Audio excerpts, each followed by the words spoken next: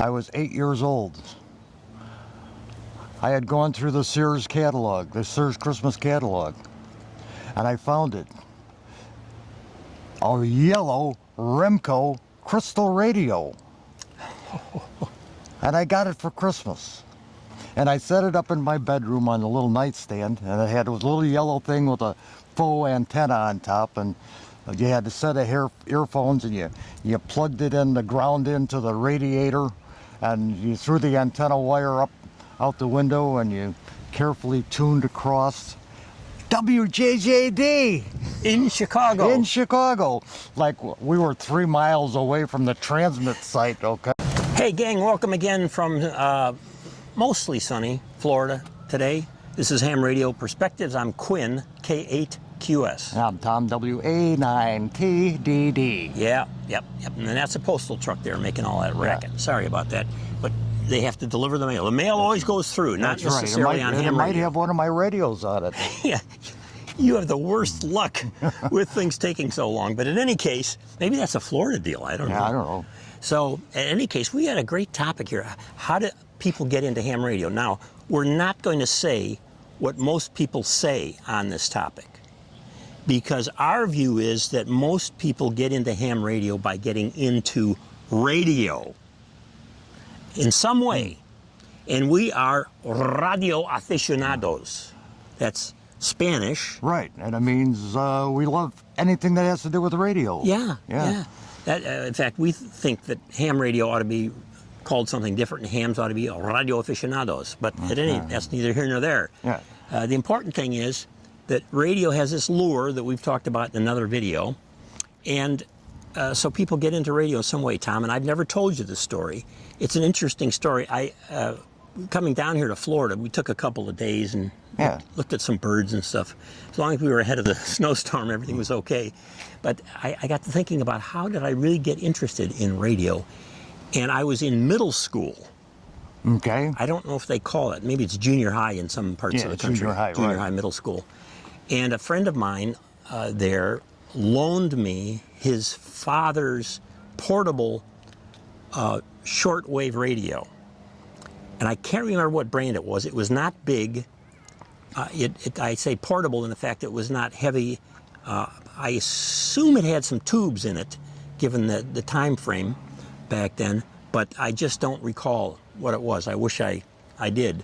But anyway, he loaned me this thing, and I set it up in my bedroom, and I attached a piece of wire to the back of it and threw that wire out the window and closed the window on it. I didn't know any better. Probably wouldn't have made any difference anyway. Not transmitting, just a bunch of wire on it. And I started listening around to different things. And what I got interested in was AM radio DXing, or we could say medium wave band DXing. I didn't know it was DXing, but I was fascinated that after the sun went down, I could get on the regular radio band. Was there even FM then? No. Well, there was FM, but it was always classical music, and it wasn't even in stereo. It was just starting up. Yeah. And then there were the pothead stations, right?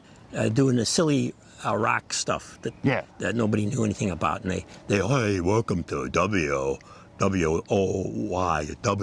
You know, the guys are half stoned on these FM stations. Back then, they allowed them to do it. They just wanted to keep something going on. But at any rate, AM, we're talking about AM.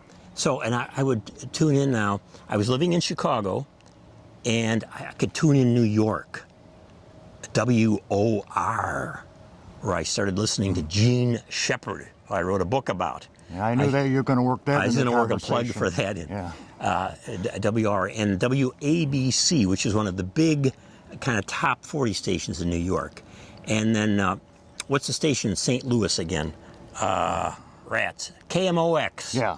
And then in Minneapolis, these are what are called clear channel stations. The FCC set them aside 50,000 watts, and depending on which side of the mountains you were on, you know, the West Coast had different stations. East of the Mississippi, west of the Mississippi. There you go. Yeah. There you go. So, yeah, there was one, in fact, Denver I could pick up, and so on. So, and I started marking these down. And they all had local programming, unlike today where it's so much syndicated stuff. And it was interesting. And it wasn't all a political trap. Right. Trap. I got to enunciate more clearly. And so it was fascinating to me. And even if it was music, the music differed by and large from station to station. And certainly the disc jockeys that played the music differed. And they were fun to listen to. Oh, there was also a station in New Orleans that I would pick up, forgetting to call that or something. WOR. W what? WOR. That's out of New York. Oh, that's true. I can't remember the one.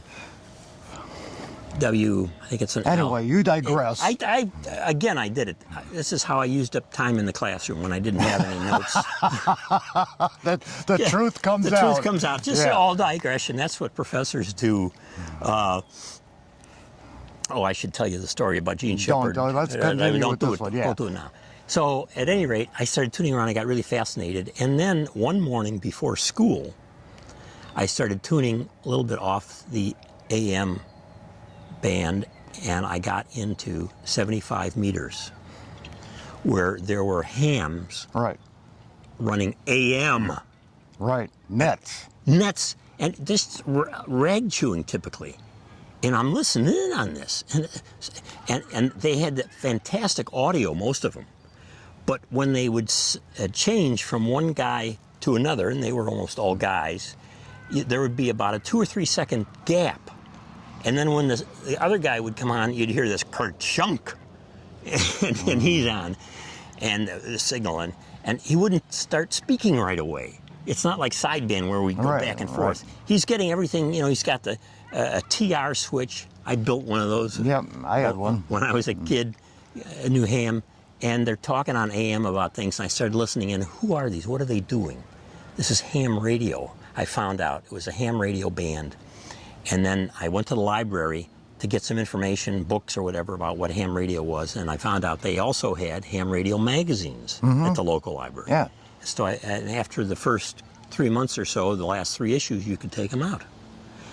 And that's what really perked my interest. It was AM radio DXing that led me to 75 meters, hearing the hams on AM, and wanting to find out more about it. Interesting. What about you in terms of radio before ham radio? Before ham radio, I was 8 years old. I had gone through the Sears catalog, the Sears Christmas catalog, and I found it.